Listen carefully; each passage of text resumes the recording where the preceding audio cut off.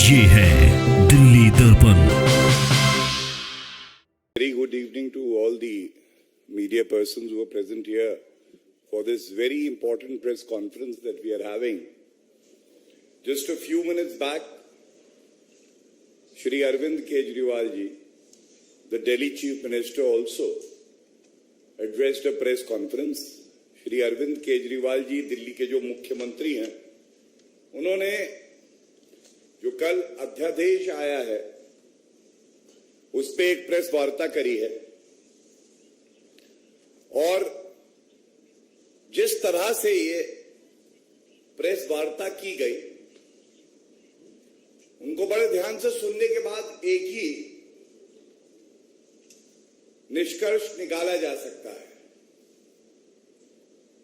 कि अरविंद केजरीवाल जी जिस संविधान की शपथ लेकर मुख्यमंत्री बने हैं, उसी संविधान को वो नहीं मानते और तार तार कर रहे हैं।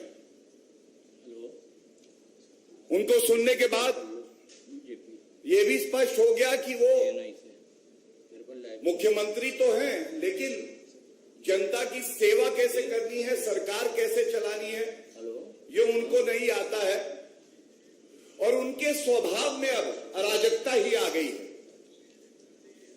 उन्होंने आज जिस तरह के बयान दिए, मैं समझता हूं कि आपके समक्ष रखकर कुछ तथ्य उजागर करेंगे, कुछ उनको संविधान का ज्ञान देंगे। और जैसा आपको पता है कि जो कल अध्यादेश आया है, ये जो संविधान की मूल भावना है, जो शक्ति केंद्र सरकार के पास संविधान के तहत है, अनुच्छेद 123 में, उसी के तहत आया है। लेकिन 11 मई 2023 का संवैधानिक पीठ का जो फैसला आया, ये अरविंद केजरीवाल ने इतनी भी जरूरत नहीं समझी कि इसे पढ़ ले, और वो इसलिए है कि ये 105 पन्नों का है, 164 इसमें पैराग्राफ है। अब अरविंद केजरीवाल जी तो जो शराब के ठेकेदार हैं, उनके साथ ही समय बिताते हैं। कैसे एक शराब नीति ठेकेदारों से पूछ के लाएंगे, भ्रष्टाचार करेंगे। कट्टर बेईमान तो आप हैं अरविंद केजरीवाल जी,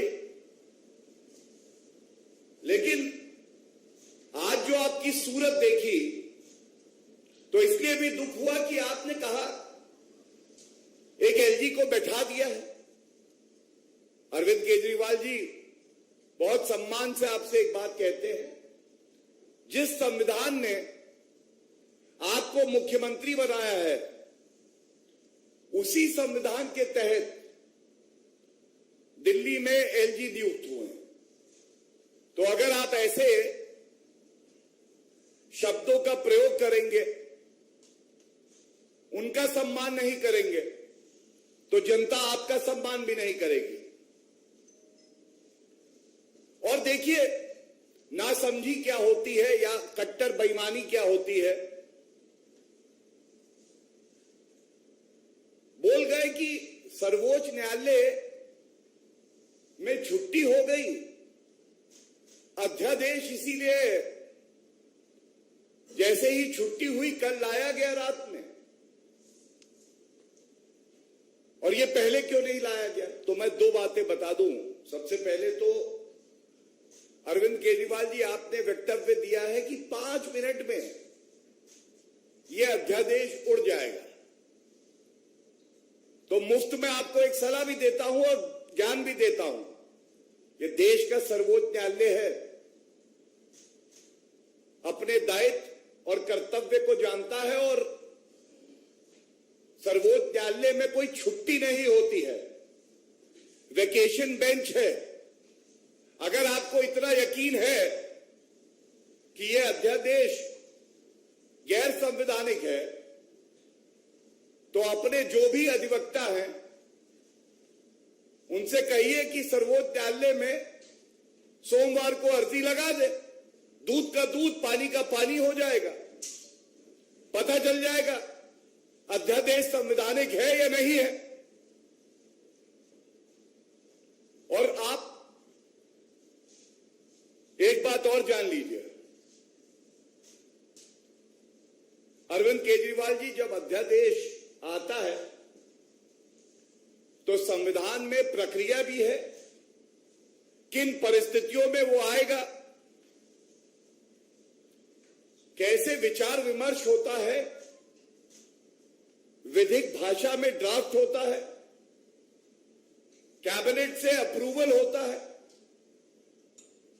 उसमें राष्ट्रपति की सहमति होती है। ये सारी प्रक्रिया है। कितने वर्किंग डेज थे ये आपको जानकारी नहीं है। उसके बावजूद बड़ी जिम्मेदारी से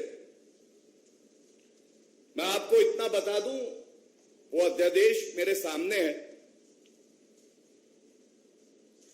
वो अध्यादेश संविधान के तहत पूरी तरह से संवैधानिक, जो दिल्ली का महत्व है भारत के लिए, हर नागरिक के लिए, उसको ध्यान में रखते हुए, और इस बात को भी हमने ध्यान में रखते हुए दिल्ली में ही संसद है, दिल्ली में ही राष्ट्रपति का घर है, दिल्ली में ही सुप्रीम कोर्ट ऑफ इंडिया है, तमाम एम्बेसीज है। दिल्ली संविधान के तहत भी अगर आप चले तो एक यूनियन टेरिटरी है, यूनियन टेरिटरी। और अरविंद केजरीवाल जी, ये जो आपकी मानसिकता हो गई है अराजकता की, जंगल राज फैलाने की, संविधान को दरकिनार कर देने की, ये ठीक नहीं है। जब आप चुनाव लड़े, आप जानते थे कि आप दिल्ली में चुनाव लड़ रहे हैं जो पूर्ण राज्य नहीं है, एक यूनियन टेरिटरी। लेकिन आपको यह लगता है कि अगर आप दिल्ली में चुनाव जीते तो संविधान के विपरीत आप काम करेंगे। आप अपशब्द कहेंगे देश के चुने हुए प्रधानमंत्री के लिए, उपराज्यपाल के लिए, आप संविधान भी नहीं पढ़ेंगे। तो अरविंद केजरीवाल जी, ऐसा होने वाला नहीं है। जनता आपको यह बताना चाहती है, दिल्ली एक यूनियन टेरिटरी है, अरविंद टेरिटरी नहीं है। संविधान से चलेगा, केजरीवाल के कानून से नहीं चलेगा। और मैं आपके सामने अब जो तथ्य रखने जा रहा हूं, इस उम्मीद से रखने जा रहा हूं कि ये सारी जानकारी उस कट्टर बेईमान अरविंद केजरीवाल तक पहुंचे जो शराब नीति का एक एक शब्द पढ़ता है, क्योंकि उसको वसूली करनी होती है, अपने घोटाले छुपाने होते हैं। लेकिन जिस संविधान की वो शपथ लेता है उसी को तार तार करता है, और उसको पढ़ने का, अध्ययन करने का समय उनके पास नहीं है। आर्टिकल 239 AA ये बिल्कुल स्पष्ट करता है, और मैं शब्दशाह यहां से कोट कर रहा हूं, भारत का संविधान है,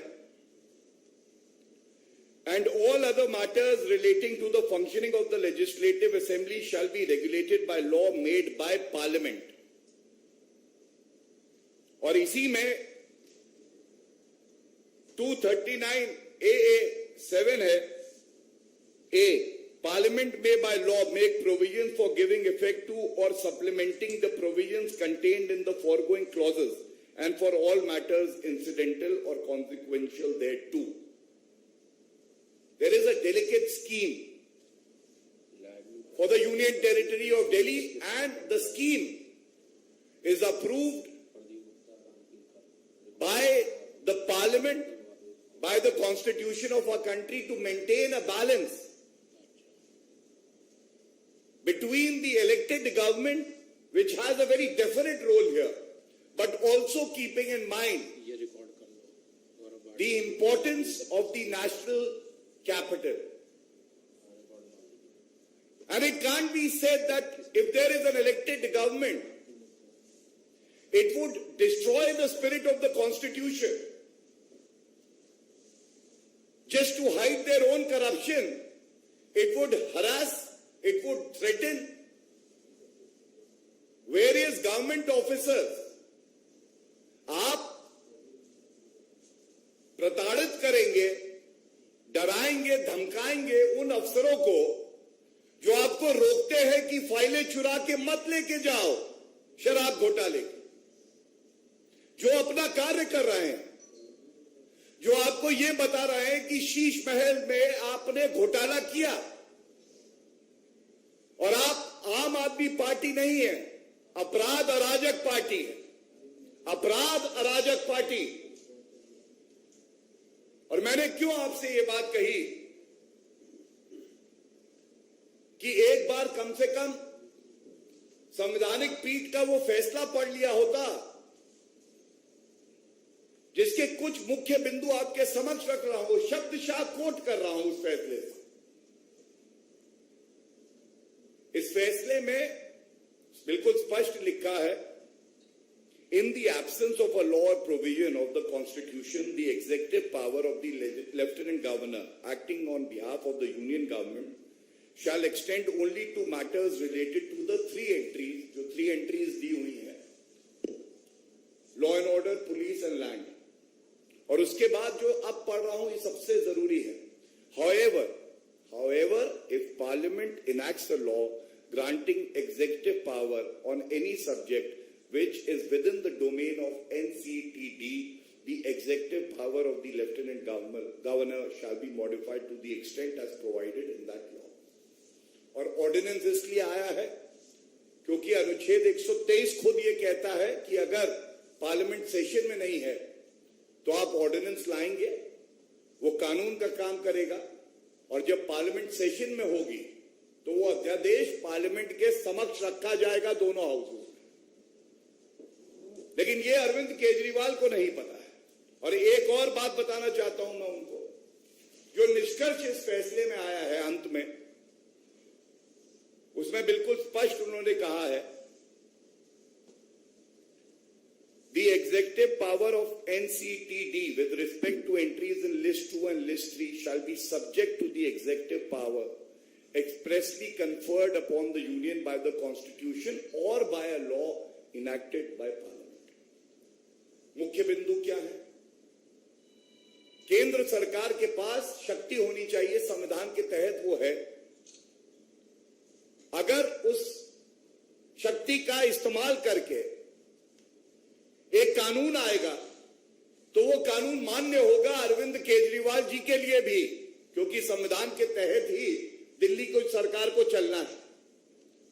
अध्यादेश आया, कानून आ गया है, और ये कानून जनता के हित में ऐसे है कि आप अपने घोटाले जो उजागर हो रहे हैं उसके तथ्य इकट्ठे ना हो जाए तो आप अफसरों को डरा रहे हैं, धमका रहे हैं।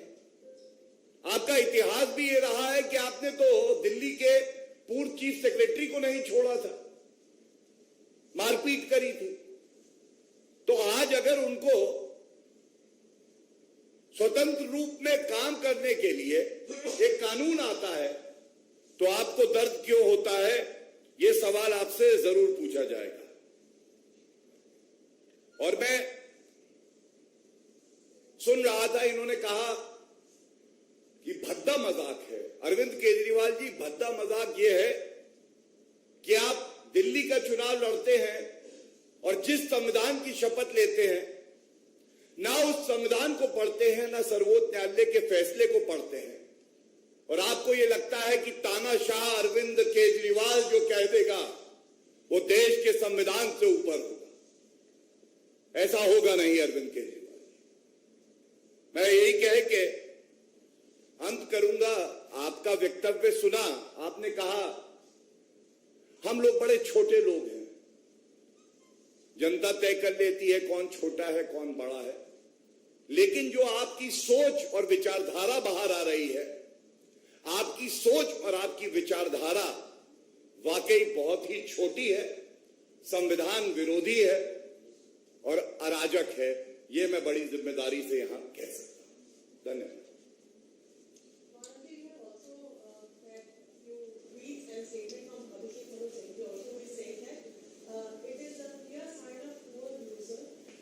Can you repeat that, please?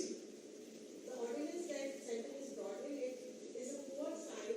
It is a clear sign of a poor loser. And he also says that the ordinance is laughable and vindictive in nature. How do you feel? With utmost respect to my colleague at the bar, I would like to say no lawyer decides the validity and the constitutionality of any law, ordinance or an act that is enacted in the parliament. I would only challenge Arvind Kejriwal. On Monday also the Honorable Supreme Court, because I am a foot soldier of the Honorable Supreme Court, is functioning. And he has made a very categorical statement that within 5 minutes, this ordinance will be struck down. I challenge Arvind Kejriwal that without wasting time, on Monday itself, he should file a petition and let the Honorable Supreme Court decide on the issue. Speaking for the Bharatiya Janata Party, there are well-founded reasons protecting the officers, ensuring that interest of the elected government, but at the same time, the interest of every common man who believes that the capital belongs to him or her also is protected, and whatever has been done within the constitutional framework and as per the observations made by the Honorable Supreme Court in the judgment that has been delivered.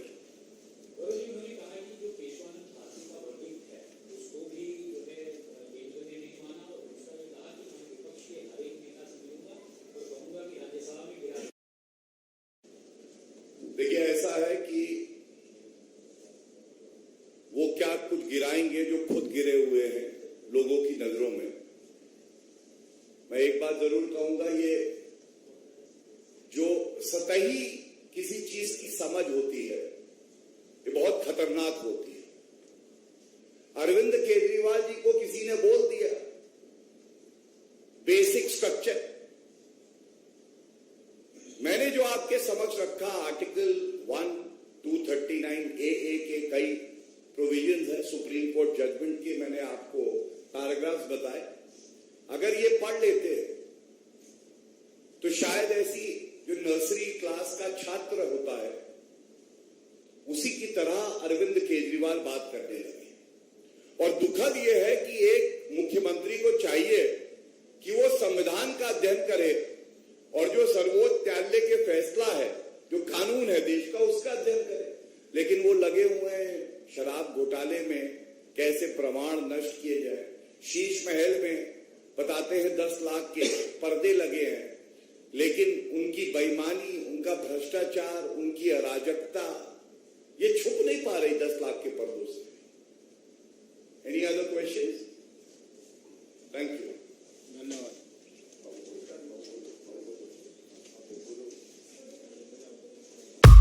Latest खबरों के लिए subscribe करें हमारा YouTube channel या फिर log on करें www.delhidarpantv.com। खबरों की कवरेज और विज्ञापनों के लिए संपर्क करें इस नंबर पर।